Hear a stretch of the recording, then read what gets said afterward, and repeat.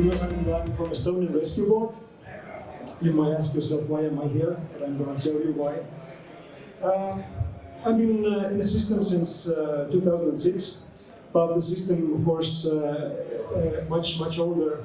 The beginning of Estonian firefighting traditions is over 100 years ago, so we actually celebrated the 100th anniversary a few years ago. So in the beginning it was just firefighting, but now it's of course much more. And when I came into the system, then since 2006, we're paying more and more attention to prevention work. And what our mission is the first thing is to prevent accidents. And that's what I'm really happy about, because the best accident is the one that can be avoided. So of course there are fires and water accidents and explosions and so on. And therefore, for these kinds of accidents, there are often some really nice statistics, and we can find the target groups and the real problems behind those, so we can really prevent these kind of accidents. And of course, if we don't succeed in our prevention work, and some accidents really happen, whatever you might do, then we have to save lives, and not only human lives, but also pets, wild animals, really small animals, whoever is in trouble. And of course, we save property and the environment as well, because we know, and Madis knows much about the climate problems and global warming. So that's real, by the way. And we're having storms that our grandmothers and grandfathers haven't seen yet. So that's why we're preventing and giving people knowledge in this field as well. So natural disasters, chemical accidents, that's all in our table. And yes, of course, by preventing the accidents, we can save taxpayers money.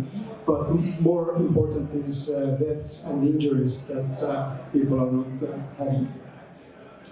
And prevention contains actually three large group of activities. We call them processes. And mine is actually the first one. It's public informing the public. And of course, there are trainings for school children and different target groups, and advising.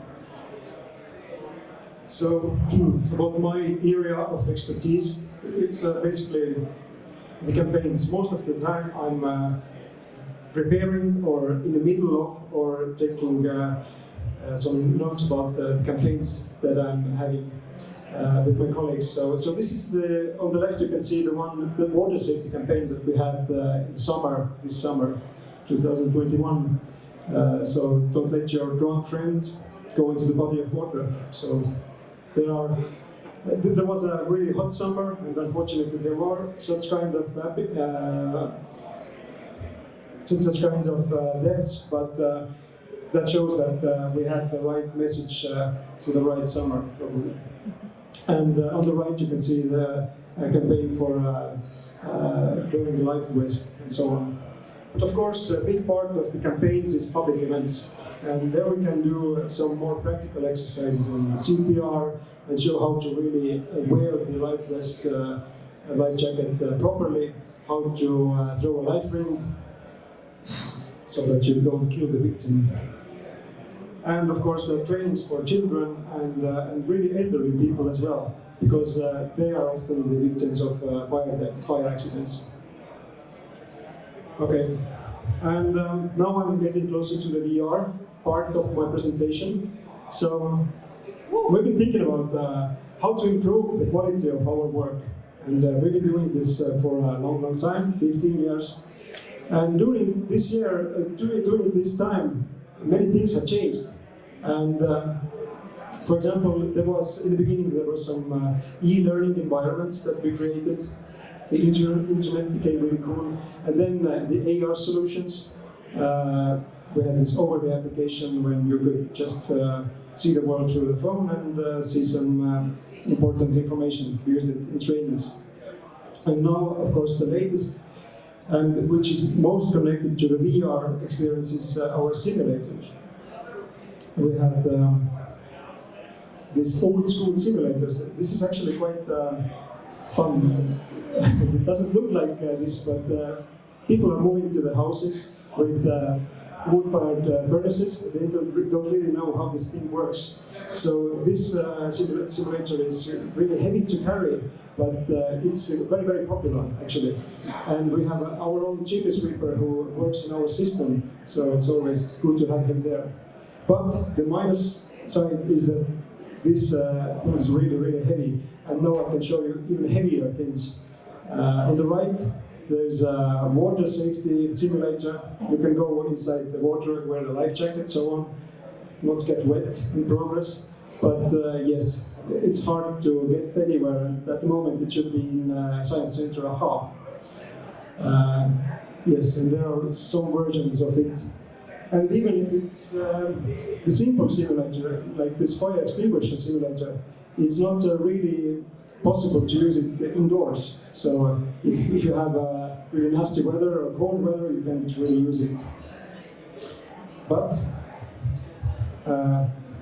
this is where the VR comes handy. And in the last 5 years, we've been developing the VR experiences.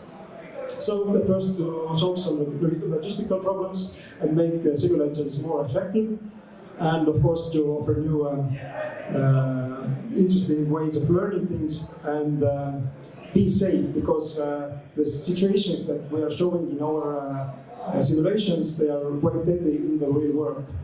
So in 2016 we started a small project with a photo room at the time, and in 2017 we became public. So now we have 6 sets of this old school vibe, and last year we brought 16 Oculus Quest 2 sets, which is our main platform now that we're going to develop our next simulators to. And of course the VR simulations are most popular attractions in our public events. So that's a big plus, because if you're doing 15 years of public events, you really don't know how to get people engaged. Some faces are so familiar, they're asking, what do you have? So now we have. And there's always a line behind our tent when there's VR inside. Of course, it's suitable for all age groups except preschoolers and very small children, and of course the personal experience that people get and the muscle memory that they are getting in process is really comes handy when the real situation is happening. So people are really seeing the hazards quicker, react quicker. So that's where we are aiming for.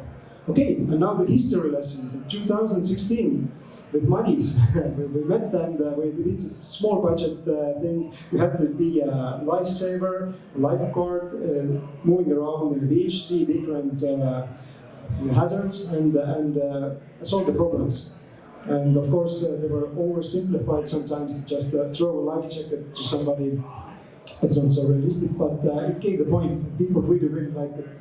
So we thought, what else could we do? And we found that in Estonian firefighting museum, there's actually a really, really old but very popular simulator. It's like a dollhouse. I remember it even from my own childhood. When I came to Tallinn, visit the museum, I saw it. And of course, it's a really simple thing, like a dollhouse in a box, and you could just push the buttons, and then the lights showed you where the fires can happen. And we thought, why not to get inside this house in a VR environment? And now you have to move around the different rooms and see what is wrong there. Of course, there are many dangers, but if you guess or see most of them, then you're really good. And if you do it second or third time, you won't get bored, because there's always something to discover. And of course, you can try it out later in our box. We have it, and this works only on Vibe. So I will not show you the video of it. And the second one, actually the third one, but the second biggest project we had was a bomb safety version. And this is really hard, actually. If you're trying to do something cool and there's a word bomb, okay, where are the cool explosions? So we don't really want to make a disappointment or let's say, people who are making something cool. But we are discussed with psychologists and different experts from different fields, and found out that this should be quite realistic. So we gave the maximum to the realistic graphics, and the story takes place in the middle of the woods, Estonian woods, and you can find some really dangerous explosive materials, World War II bombs, and if you're good, then you're calling to the 112, the rescue service, and then you just fix the problem. And you don't touch it, there are no explosions, but really interesting to walk around, even if it's not so good weather anymore outside. You can go to a nice sunny forest. And this one works in Vive and Oculus as well. What happens if you touch it? If you touch it, then nothing happens.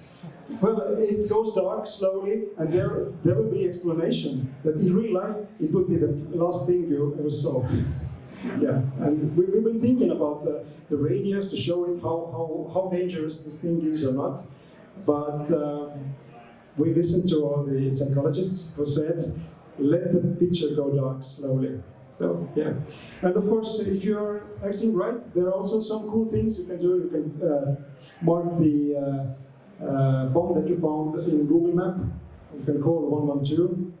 You can mark it with different things you can find from your smartwatch. So there are some pieces of cloth and some sticks, just that the rescuers and who are coming to save the situation would find it. And of course, if you're acting correctly, then you will see what you found, because in a simulation, sometimes only a little piece of it is on the ground, and most of it can be on the ground. So actually it changes the way you walk around the forest and not only look for mushrooms anymore. And getting smarter, because people, if they've done something right, so they will know that this is, of course, a certain bomb from Second World War, and there are some fun facts about it, and yes, it's how we did it. Okay, and the last two exercises that we would like to present you today, and these are working only on Oculus, are also the water safety experiences. And yes, hopefully you will find them attractive, and they are similar to the first simulation that we did with Madis, but now there are so much more possibilities. You can be by the body of water that it's in your garden. There are, of course, different hazards than on public beach. You can find the well, you can fix it by hammering it. You can find out that there is actually a piece of garbage there, and some buzzing sounds and so on. So you think, what's that have to do with water safety? But we know from statistics that, especially elderly people, they are changing the trajectory of movement, and often to the, not better, but to the worst. So often to the closer to the body of water. So that's actually bad. And yeah, and if you sleep on it, the garbage is often slippery. When it's raining in Estonia, it's quite regular, it's raining. So you can step on the slippery thing and find yourself in the body of water. And here's a short clip of it, just to start it. Okay. Actually, we got the simulation a few days ago, and that's the second time I actually tried it. So I'm in water actually, but I just fixed one really serious problem there. Now I'm looking around what to do next. So I saw that there is this garbage that I was talking about, and there's a shovel, and now you can really shovel it and train your muscles. And it's quite easy and fun to do, and hopefully you will remember it if you have to do something like this, that there is a thing called shovel. Young children may not know what that is, so that might be useful. And of course the fence needs fixing, and if there are small children, you need to block their way towards the water. Okay, and we are quite happy with this. This is actually 99% ready. I think we get the missing 1% ready during this or next week. And also the public pitch simulation looks, no offense, Maris, but it looks just a bit better. Graphics are upgraded, and there are so much more things you can do. You can see a guy who's on the cliff, starting to jump. It's a very bad idea, so you must stop him. And of course, to solve the problems, there are mobile phone. You can use just your hands wave, call somebody, or call the lifeguard. And here's a short video of this as well.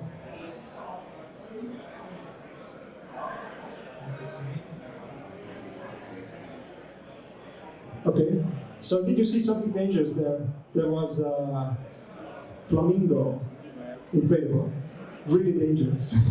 Don't suggest it. So many things happen with those, especially with children. So there was actually a guy. Yeah, you can't see it very well, but later on with the goggles on, you can see him. And if you point him out, then you just wave to the.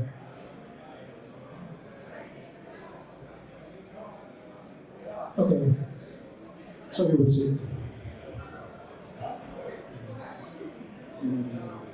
Of course, I'm using I'm throwing the lifeline with this life ring. Use both your hands. Oh, okay, and the last one is saving someone with a random thing that you can find, because you can really touch the drowning person because it's very dangerous for you. So there can be 2 victims instead of 1.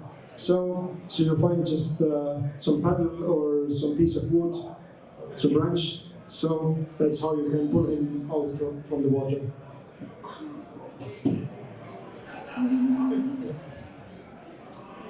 Okay, and this one is almost ready as well. So you can try it out today. Okay, but thanks for listening.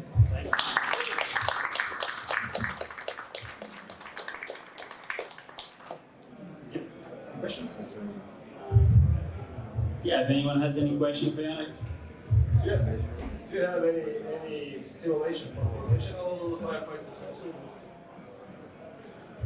Actually, the school does. The rescue school does. So we've been talking about this, and actually our main target group is people from streets and children from classes, and that's why we've been leaving this part of VR to them, Estonian rescue school. Yeah. How big is the bomb problem here in Estonia nowadays? Like, do you have any statistics, like how many bombs we find last year? The bombs. Yeah. Okay. It might be surprisingly big, because the guys who have been talking to the colleagues, they're saying that there are some islands in Estonia. There's no end of explosives there. I can't tell you which islands are these, but there are really, because there was in the Second World War, there was so much German bases and Russian bases, so often even in the center of cities, they are started digging something, and the whole area needs to be evacuated. So it's not hundreds, but sometimes thousands and thousands of bombs they can eliminate during 1 year. But luckily, yeah, because it's sometimes they find 200 bombs at once. So someone starts digging, so there is no end of those things. But luckily, the last accident with victims was quite a long time ago. But sometimes yes, children trying to open those, and archaeologists, so hobby archaeologists, try to cut them out open, and then unavoidable happens. Do you have plans for some big, open area experiences? So you would be in an actual house, but with classes and running around. That's a cool idea. I think it needs a bit more finances than we have, but we keep that in mind. Okay. Is this material somehow available for others than you? So are you sharing, or? Yes. We are not jealous. We can share it with everyone. And in the future, we're trying to upload those things to Steam, for example, environments, and so everybody can download it. The problem is that at the moment our target group doesn't have so much devices at home. So this is something that they come to our events and see, and this is useful for us at the moment this way. But in the future we have contracts and signed so that we could actually share those things with everyone. So that's actually our goal. So if someone needs it, just ask. So if there's academic interest, we can just approach you? Yeah, because these things are really cool to test. If somebody writes some kind of paper, you can just test them, let us know what could we do better, and really, we must talk about it. You can actually try them at that factory exhaustion. So just come to us and we have all the demos. That's From right. the rescue ball. Come to Andres, come to us. Okay. Okay, thank you.